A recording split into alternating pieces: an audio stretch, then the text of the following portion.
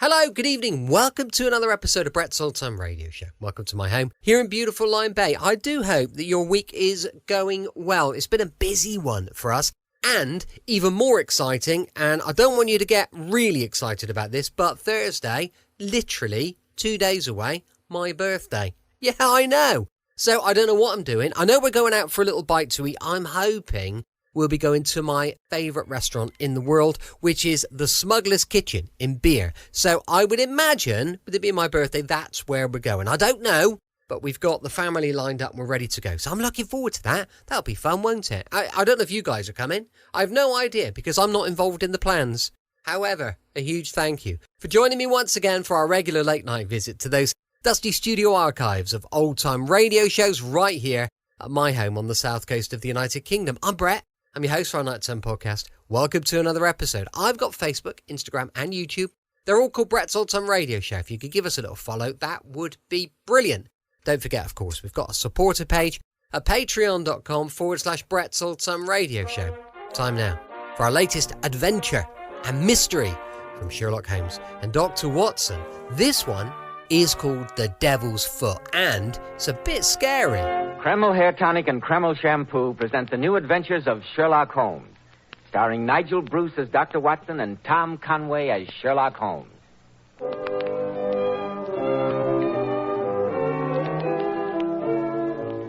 Now suppose we begin by calling on Mr. Holmes' biographer and friend, the genial Dr. Watson. We find him in his comfortable firelit study, leaning back in his easy chair, ready to begin his story.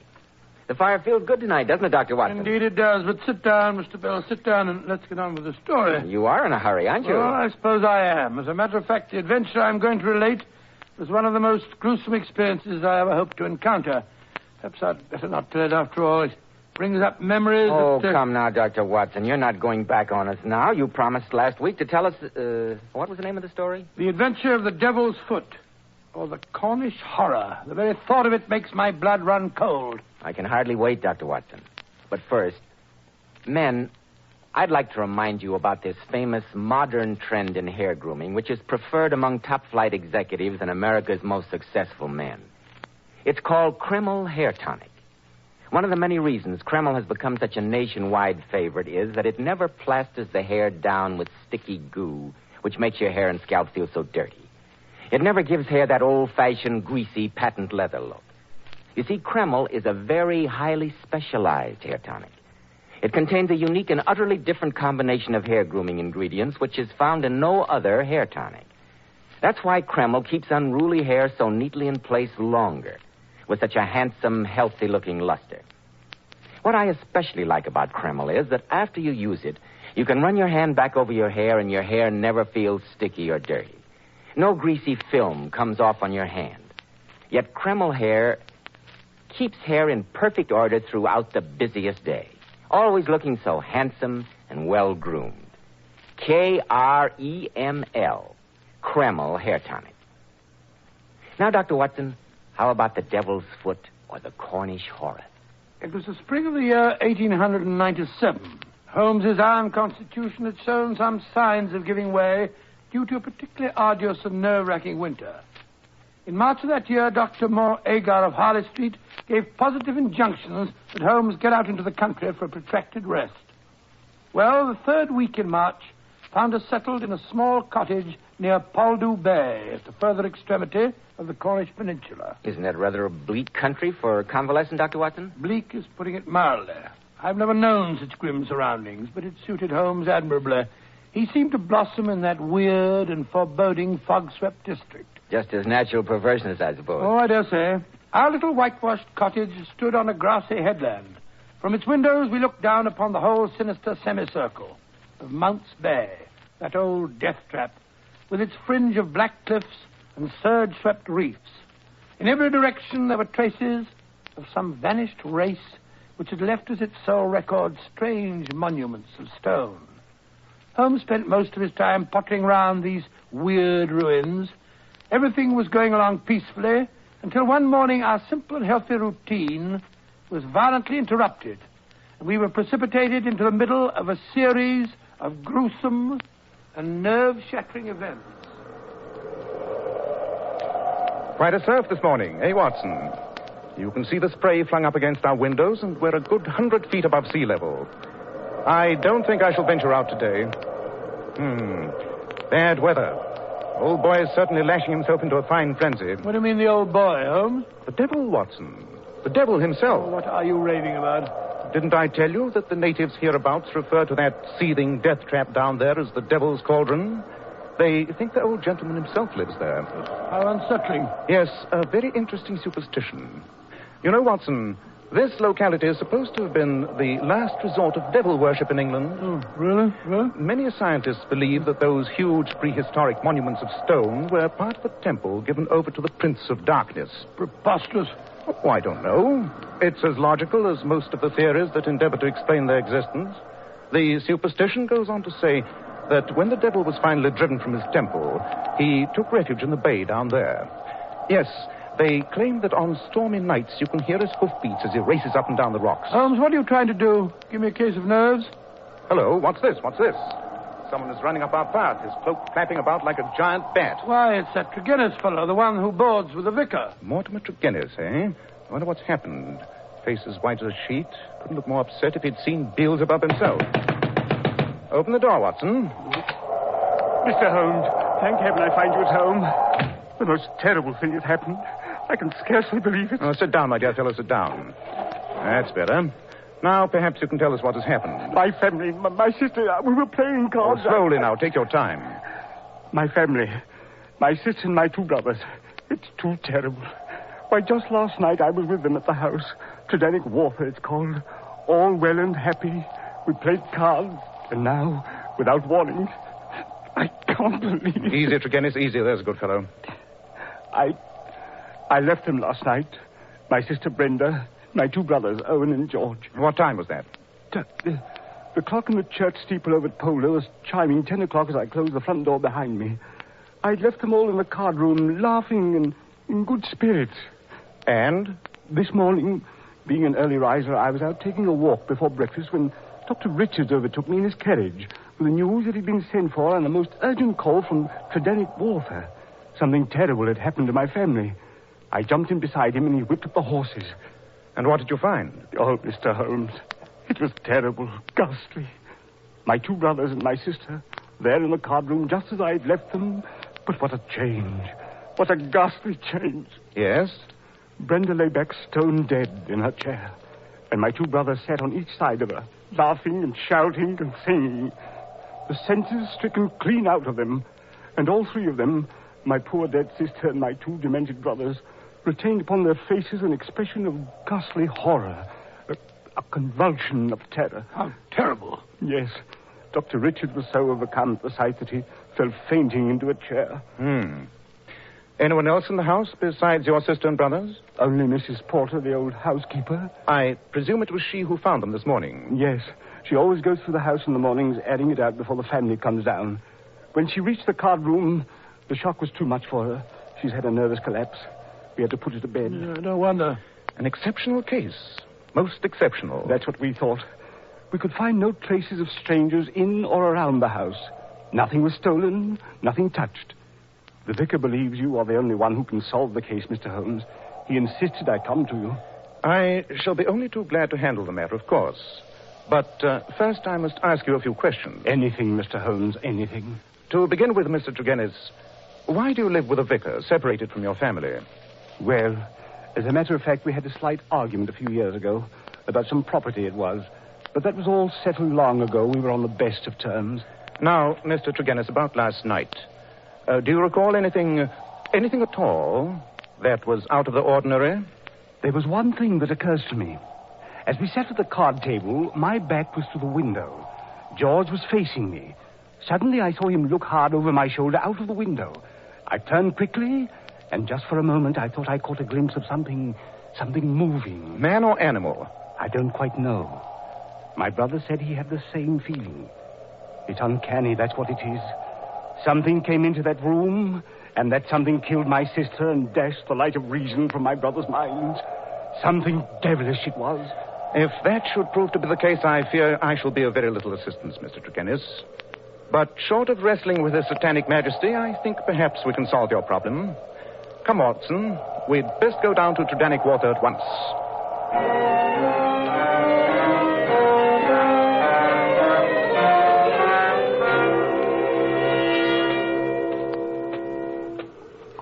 This is the house, Mr. Holmes. Whose carriage is this coming down the drive with the blinds down? There's somebody in it. Listen.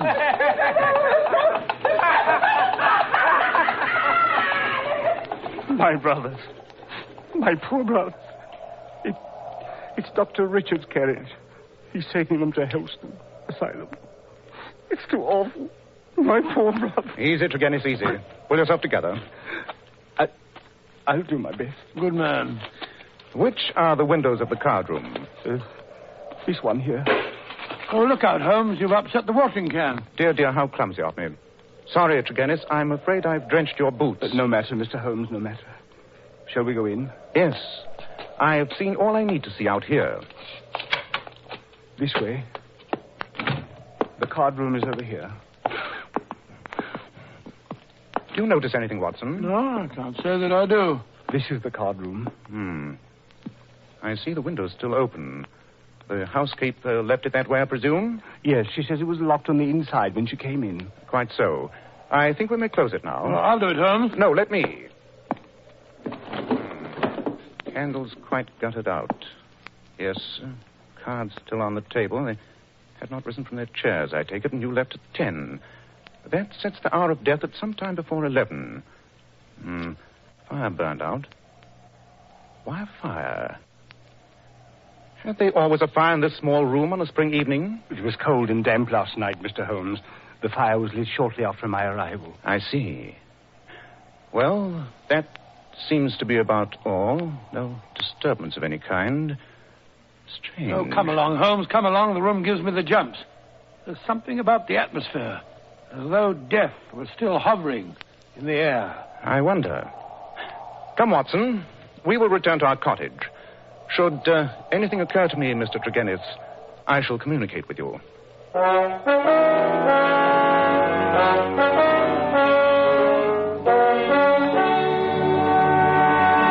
It won't do, Watson. It won't do. All the facts are negative. Well, do you think Mr. Tregennis' account of his actions last night was truthful? Quite, Watson. Quite. You remember the incident of the spilt watering can? I did that to obtain an impression of his foot. I take it you succeeded? I did. With that print as a sample, I was able to trace his movements last night. His story is correct.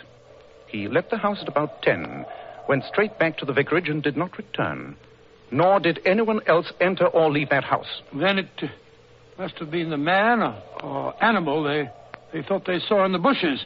He must have returned and frightened them to death. There was no such man or animal, Watson. Last night was a dark night. Anyone who had the wish to frighten these people would be compelled to put his face against the glass before he could be seen. Well? There is a 3-foot flower border outside the card room window. But there are absolutely no footprints there. Yes, but that means... Mr. Tregennis' sister and her 2 brothers were alone when death struck the sister down and drove the brothers insane. But, Holmes, that would be supernatural. I hope not, Watson. Look, here comes another visitor up our path. Stranger this time. Big, savage-looking fella. That, my dear Watson, is none other than the famous Dr. Leon Sterndale. Sterndale, the lion hunter and explorer? Exactly. Oh, that's what's he doing in this neighborhood? Oh, I've heard he owns a little cottage about 5 miles down the coast. They tell me he lives there absolutely by himself when he isn't off on one of his expeditions. Never mind, Watson. I'll do the honors myself. Come in, Dr. Sterndale. Come in. Mr. Holmes? Yes. And this is my friend, Dr. Watson. How do you do? How do you do? Mr. Holmes, I've come to you about the tragedy at Tredanic Water. The police are utterly at a loss. You have a keener brain. Pardon me, Dr. Sterndale, but why are you so concerned in this affair?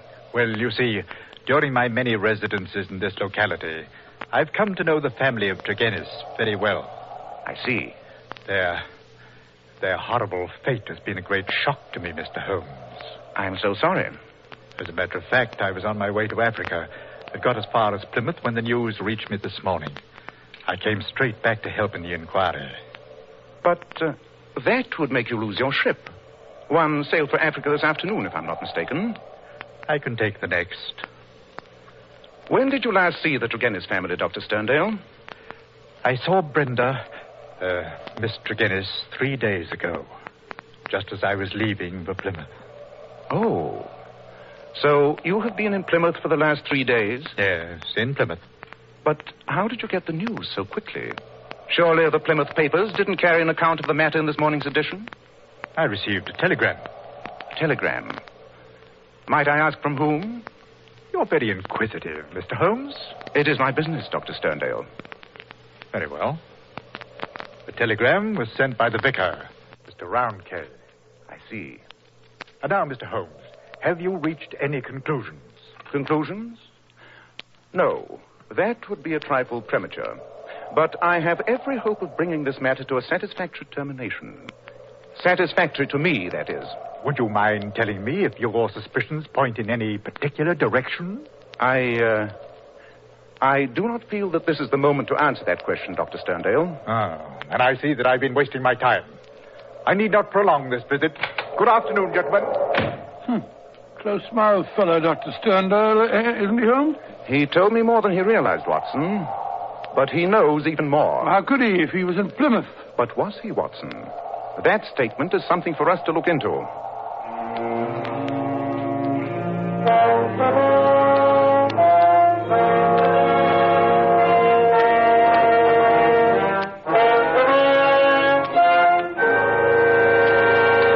In just a moment, we'll rejoin Sherlock Holmes as he endeavors to solve the strange mystery of Tridanic water. But first, men, remember, if you want to keep your hair handsome and healthy looking, one of the first requisites is a hygienic scalp. So why settle for just any hair dressing when you can enjoy the extra advantages of a highly specialized hair tonic like Kreml? Kreml contains a special combination of hair grooming ingredients which is found in no other hair tonic. This is why it keeps unruly hair neatly in place longer with a rich, healthy-looking luster. Yet Kreml never gives hair that cheap, greasy patent leather look. It never leaves hair feeling sticky, gummy, or dirty. Your hair and scalp always look and feel so clean with Kreml.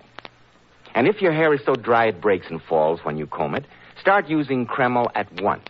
Let it make your hair feel softer, more pliable, and look as if it had some body to it. Kreml is also fine to lubricate a dry scalp. At the same time, it removes dandruff flakes. A quick massage with Kreml helps stimulate the cutaneous circulation of the scalp.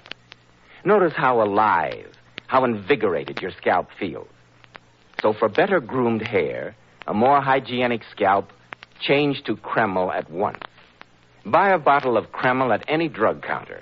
Ask for an application at your barber shop. Kreml, Kreml Hair Tonic.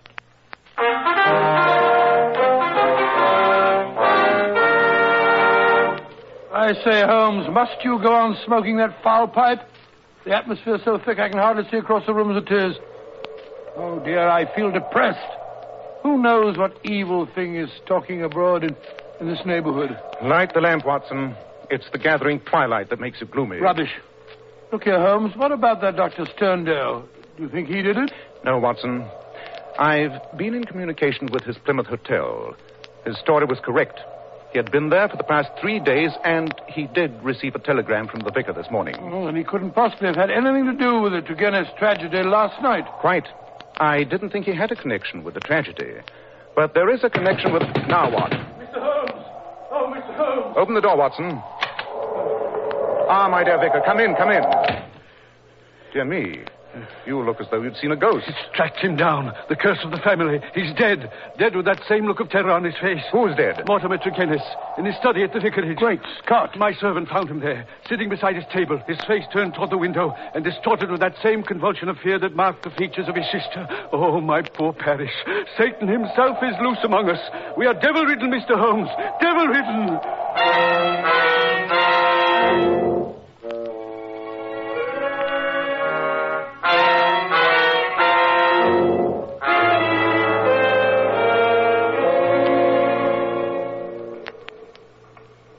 This was his study, Mr. Holmes. Depressing atmosphere. It was worse. I had the servant open the window. He's quite ill from shock, poor fellow. What a terrible look on Tregennis' face, Holmes. The whole body is contorted and convulsed in a very paroxysm of fear. You've never seen death in this form before, Watson? No, never. You know of no poison that would have this effect? Good heavens, no. The lamp is lit.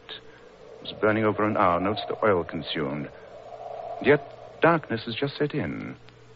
Did anyone call at the vicarage this afternoon? No. I was out myself, but my servant says he let no one in. Then Tregennis was alone when he... I wonder. The window was shut at the time of his death, but the lamp was lit. Curious. The window. Let's see. The window. Yes, by Jove, I think I found something. What's that you're putting in your pocket, Holmes? And the lamp. Of course, the lamp. Notice this powder which has been spilled on the base of the lamp? Red-brown powder. Give me an envelope, Watson. I must have these specks of powder. Why are you so excited about the powder, Holmes? Because it contains the solution of our mystery, Watson. It is the source and the solution.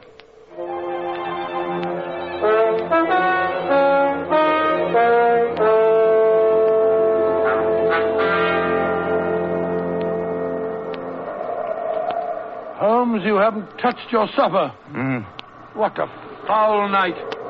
The wind's rising again. Oh, have another cup of tea and be quiet. I don't want to be quiet. I want to talk. I'm tired of waiting here listening to that blasted wind and the roar of the water down there below. Why did you send for Dr. Sterndale? Because he is an authority on obscure African poisons. Poisons? Why are you interested in poisons? Watson, there are two striking points in common in both cases under observation. Yes? In both cases, the atmosphere of the room had a curious effect on the persons who first entered it. The housekeeper and the vicar's servant were both overcome, as was the doctor who was called in. That's right. I hadn't thought of that. The room was still stuffy when we entered it. Right. And in each case, there was combustion going on in the room. The fire in the first case, the lamp in the second, and the lamp was not necessary. It was still daylight when it was lit. Yes, but I still don't see what... Something was burned in each case which produced an atmosphere causing strange toxic effects. An unknown poison. Good heavens. I believe we have a sample of that poison in the brown powder spilled on the base of the lamp. Well, how are you going to prove it? I'm going to burn some of that powder and notice its effect. Just a small pinch of powder. Yes. Perhaps you'd better leave the room, Watson. And leave you alone in here? Certainly not. I warn you, it's risky. Confound that wind. Come along. Let's get it on with it and get it over. Very well. Place your chair opposite mine. Then we can watch each other for developments. If anything alarming happens, we can end the experiment. All right. Come on. I'm ready. Good. I put a pinch of the powder into our lamp. Oh, I say, what a filthy smell. Musky, subtle, nauseous. Listen to the wind, Holmes. I'm afraid. I don't know why. That wind. I can feel my hair rising. Holmes, do you see it? That cloud bank, whirling, black and sinister. It's monstrous. It's concealing something too wicked to imagine. Holmes, it's coming nearer and nearer. Can't you smell it? Sulfur and brimstone. You hear that, Holmes? It's hoofbeats. Hoofbeats. I know what it is. I can see it. I can't stand this. It's too terrible. Holmes! Watson, for the love of heaven, don't give in. Don't breathe. I'll smash the window. I'll smash... There. That's better. Breathe in, Watson. Breathe it in. It's good, clean air. Whew. By Jove, what a narrow escape. I had no idea it was so powerful. I thought I saw... I know. It's a poison that affects the nerve centers of the imagination. The strain is enough to kill a man or drive him crazy. Hello, there's someone knocking at the door. Oh, so that's what I heard. Yeah, seems cleared out. Good thing there was a high wind. I'll close the shutters and draw the curtains. Watson, can you open the door now? Yes, I think so. Phew, my knees are still shaking. Good evening, Mr. Holmes. You sent for me? Yes. Come in, Dr. Sterndale. Come in. You look rather pale, both of you. Yes. We've just been conducting a little experiment with the poison that killed Tregennis. You? Yes, Dr. Sterndale. Perhaps you'd like to tell us why you killed Mortimer Tregennis. I? Preposterous. You can't prove it? No. Let me tell you how you did it. You came over to the vicarage late this afternoon. You didn't want anyone to know you'd visited Tregennis. He was to let you in himself. But how could you attract his attention? You brought some pebbles with you, pink pebbles from a heap beside your house. You threw these at the study window, where you knew Tregennis was working. I found some of these pebbles on the windowsill. Tregennis came downstairs, let you in himself. You had a talk with him, made him light his lamp, placed a pinch of the poison powder in the flame, and left. You're right, Mr. Holmes. I did kill Mortimer Tregennis. But I'm not guilty of the other atrocity. I swear I'm not. I believe you, Dr. Sterndale, but you know who did it. Perhaps you'd better tell us about it. Very well. It was Mortimer Tregennis. What? He admitted it before he died. Mr. Holmes, I've been in love with Brenda Tregennis for many years. We were to have been married when my work in Africa was finished. I've lived so long in places where man is a law unto himself.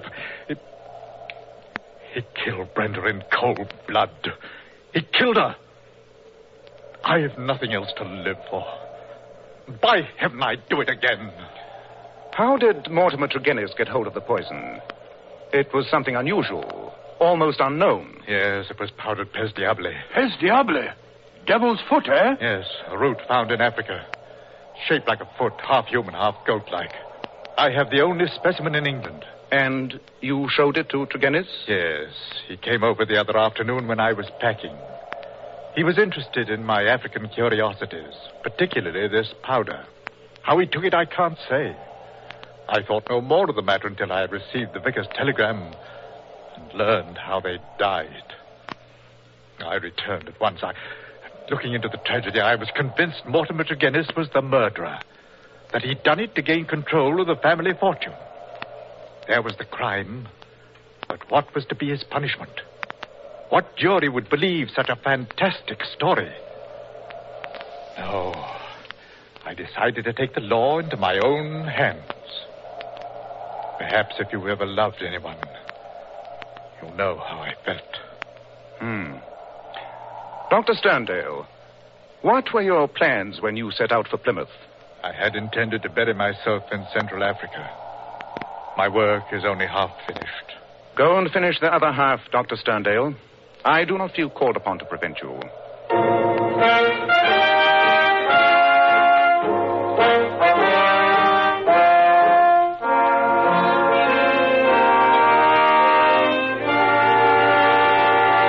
What a gruesome story, Dr. Watson. Yes, next to the famous Hound of the Baskerville adventure, that was the most gruesome experience that we ever had. There's just one thing I'd like to know.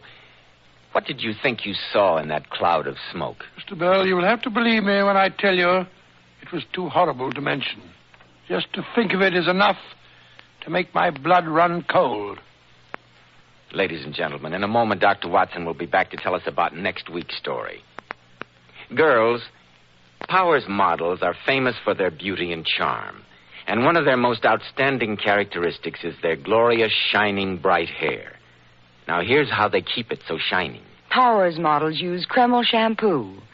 This amazing, beautifying shampoo has been especially developed to actually glamour bathe each tiny strand of hair, revealing all its natural glossy luster. Yes, and don't forget Kreml shampoo is wonderful for washing children's hair, too. Of course it is, because there are no harsh caustics or chemicals in Kreml shampoo.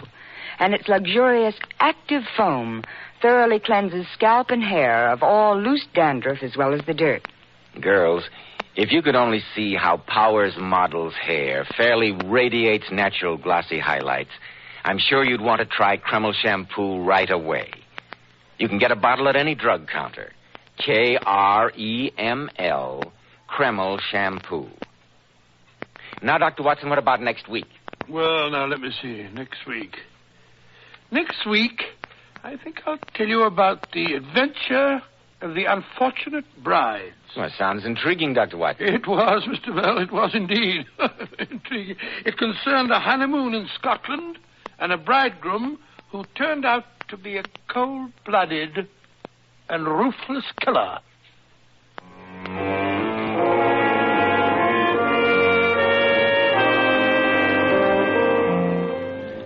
Tonight's Sherlock Holmes adventure was adapted by Edith Meiser from Sir Arthur Conan Doyle's story, The Devil's Foot.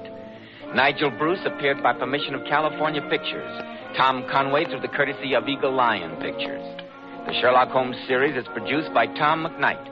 This is Joseph Bell speaking for Kreml Hair Tonic and Kreml Shampoo, and inviting you to be with us next week at this same time, when Dr. Watson will tell us about the case of the unfortunate brides.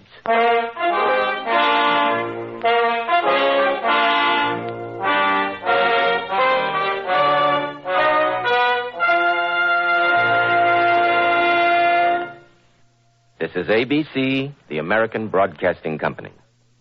Welcome back. Hope you enjoyed our latest adventure with Sherlock Holmes and Dr. Watson. Don't forget, we're back tomorrow with Rocky Jordan, going live at 5 p.m. GMT. I've got a supporter page, as I always tell you, at patreon.com/Brett's Old Time Radio Show. Thanks for listening. I'll be with you 7 days a week, each and every week, and I'll see you tomorrow on Brett's Old Time Radio Show. Love you. Bye.